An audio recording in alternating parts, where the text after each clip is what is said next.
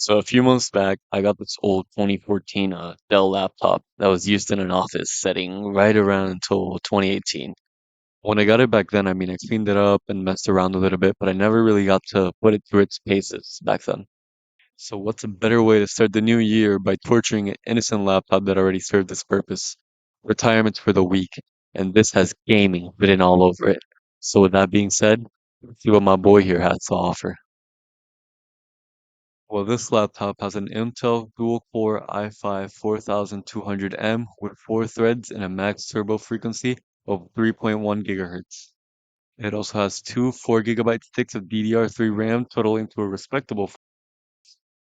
When I got it back then, it did have an old SATA drive that was failing, but I decided to change it out with a newer 1 TB SATA SSD, rocking some Intel HD Graphics 4600, which will be the bottleneck of this laptop. Port selection on this laptop is also pretty good. It comes with three USB 2.0 ports, the Ethernet port, HDMI, and the you know it's gaming because it even comes with a disk drive installed, unlike modern computers. I did install a basic copy of Windows 10 on it, which I forgot to record, and all the games I'm running will be coming off an external SSD because I don't have any SATA SSDs on hand and I value my time. And if you stick around till the end of the benchmarks, I'll show you what a beast this laptop truly is at gaming. It was used in an office for 4 years, so it has to be reliable at something. And with all that being said, let's get on to the benchmarks. Here we have Assetto Corsa running at the lowest settings at native resolution, which is 1366 by 768. And as you can see, the FPS does not really go above 22, but it doesn't go lower than 20. The average FPS is about 21 with a steady frame time graph. And the main bottleneck on all of these games will be mainly the Intel HD graphics, which are horrible for modern games. But still, if you lower the resolution maybe down to 720p or lower, you could get a playable frame rate and a playable experience. But with all the mods that you can get for Assetto Corsa, I wouldn't go far into that. This is more of a just hop in and play for a bit type of experience. I would say it's playable, but I wouldn't say it's great.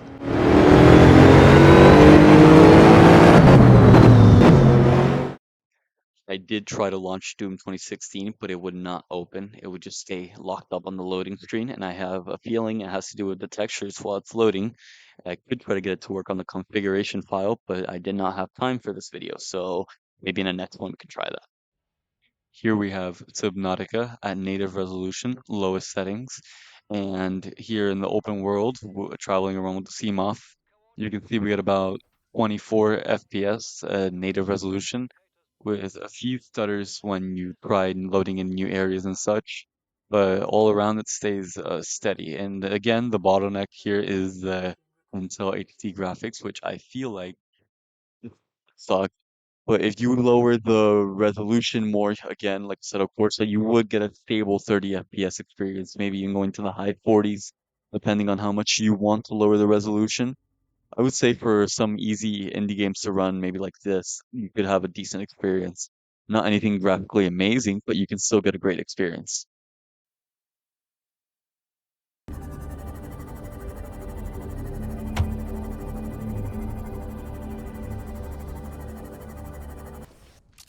Here we have Titanfall 2 running at native resolution, the lowest settings it can go. And that'll be a trend you'll see for the last few benchmarks, except one, because this Intel HD graphics for newer games were never meant to run them. It's not very powerful. It was meant for more media consumption and office work.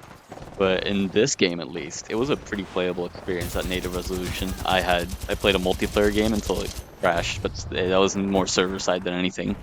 I had a lot of fun, I'll be honest, fighting the Titans. I did not really, maybe it's just me, but I didn't notice the low graphics on this really fun game. I just played it.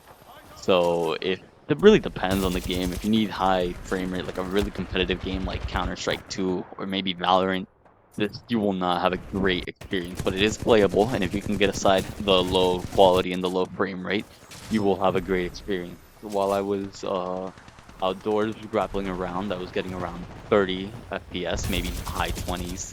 But when I went inside, it went up to the 40s. That is the jitter when you go inside and outside of buildings. You will feel that.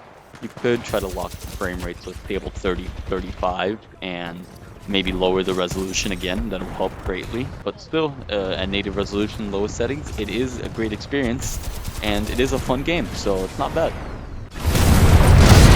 Welcome back, pilot. Friendly Titan attacking your target. We are engaging multiple Titans. Rockets will be useful.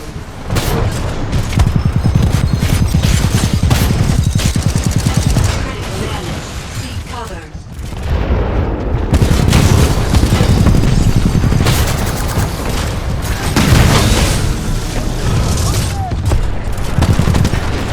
Friendly Titan attacking your target.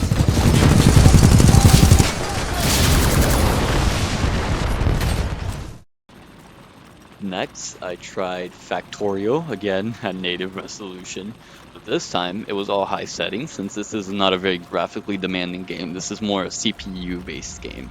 You could see it was running at a locked 30. I know I didn't have much going on. I did zoom in and out a bit to see if I could get the game to jitter, which will happen. Side note, most of these games you need to have VSync on the computer. It might be something with the graphic settings in the control panel, but if you turn off VSync, it'll start jittering like crazy, and it didn't capture on camera, so I can't show you. But still, it's a great experience. I would play this maybe in late game where you have a huge factory. It won't be as stable. Last but not least, we have Half-Life 2 running at native resolution, all high settings except anti-aliasing, which I could not turn on for the life of me. And as we can see here, this is a great 60 FPS stable experience. I mean, it is a game from 2004, but they have patched it recently again and again, so it did get a little more intensive. But still, for these older Source games like Half-Life 2, Counter-Strike Sword, Team Fortress 2, and even maybe Black Mesa, you will get a great experience. You will get them to run. Source games will run no matter what. Maybe you have to lower the graphics a little, but yeah, they will run great, especially Half-Life 2. This is a great experience. This is way better than when I played it for the first time. Aside from my horrible gameplay, the only jitters you would mainly notice from loading in new areas. But aside from that, it is a pretty stable experience, and I would highly recommend playing these type of games on this laptop.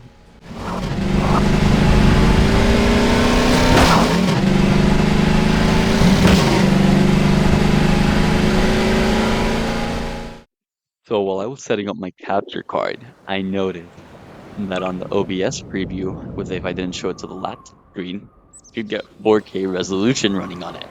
And what better way to test this gaming machine is by running Half-Life 2 on all those settings, but the great resolution of 4K. So I did just that. I lowered the game settings and I launched it up on 4K. In the main menu, we were getting about 15 FPS, which that's just a precursor of what's to come. So I loaded up a level and it was 15 FPS. It didn't really change much. Um, it was a very stable 15 FPS, and I did notice a bit. I'll just try to edit it. The it's anti-aliasing since you can turn it on. It basically did some anti-aliasing. You can notice barely any jagged edges or anything like that. I mean, it is running at 4K. You wouldn't expect jagged edges on a 1080p display. That's great. Downscaling, you just that's basically anti-aliasing, but very expensive. So, I mean, it's a very stable 15 FPS, which is more than most PCs. Some of them would burn up trying to run at 4K. So this is just to show how what a true gaming monster this machine truly is. And yeah, so as we can see by the benchmarks, this computer isn't Friendly necessarily pilot a is powerhouse. operable. It can run most games up to 2016, I would say. But after that, I think that's the point where you get to unplayable territory. And with some games, even 2011 games like Assetto Corsa, it is a very intensive simulator for the hardware of its time, but still, that's really the bottleneck. I feel like old AAA games, indie games, that's mainly what you can play on this machine, and they're still great. They're still good games. So I would say this machine is pretty gaming. Well, that leads us to the end of this video. Thanks so much for watching, and I hope you guys have a great rest of your day.